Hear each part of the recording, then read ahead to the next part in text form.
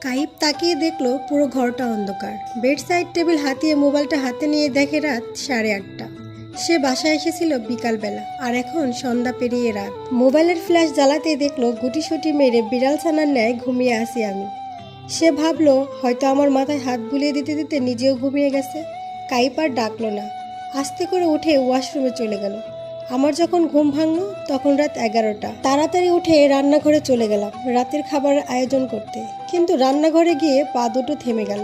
চামচ দিয়ে তরকারির লবণ পরীক্ষা করছে কাইব।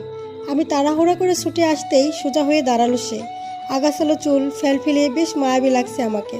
আমি অস্থির কণ্ঠে বললাম, আমি দুঃখিত, আমার চোখ লেগে গিয়েছিল, বুঝতে পারিনি এত সময় পেরিয়ে যাবে। আমি রান্নাটা করছি, আপনি বেরিয়ে আসেন। আমার অস্থিরতা পুরোটাই লক্ষ্য করলো কাইব। শান্ত কণ্ঠে সে বলল, রান্না হয়ে গেছে, যাও হাত মুখ ধুয়ে আসো, টেবিলে খাবার বেড়ে দাও। কথাটা বলতেই অপরাধীর ন্যায় মাথা নিচু করে সরি বললাম। কাইপ একটা দীর্ঘ নিঃশ্বাস ফেলে বলে, আমি রান্নায় অভ্যস্ত, নিজের রান্না নিজেই করে খাই, তো কোনো সমস্যা নেই। রাতের খাবার খেয়ে কাইফ বারান্দায় দাঁড়িয়ে সিগারেট খাচ্ছে।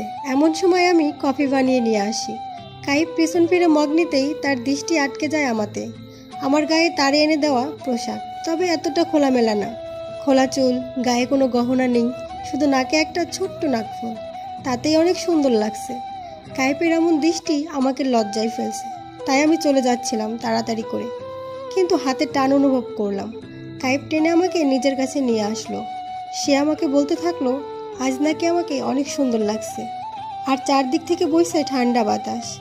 আমাকে আর কাইপকে একসাথে দেখে নিল রিয়া অন্য এক বারান্দা থেকে। কান্নায় ভেঙে পড়ল সে। যাই হোক, হাজার হলো নিজের ভালোবাসার মানুষ। রিয়া আর দাঁড়িয়ে থাকতে পারলো না, দ্রুত রুমে গিয়ে ওয়ার্ড্রোব থেকে ডাক্স বের করে তা সেবন করলো। নিজের চুল নিজেই ছিঁড়তে লাগলো।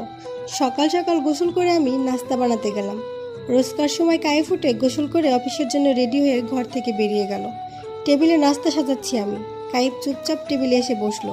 আমি পাশে দাঁড়িয়ে নাস্তা দিতে দিতে কিছু বলার চেষ্টা করলাম, কিন্তু সাহস পাচ্ছি না।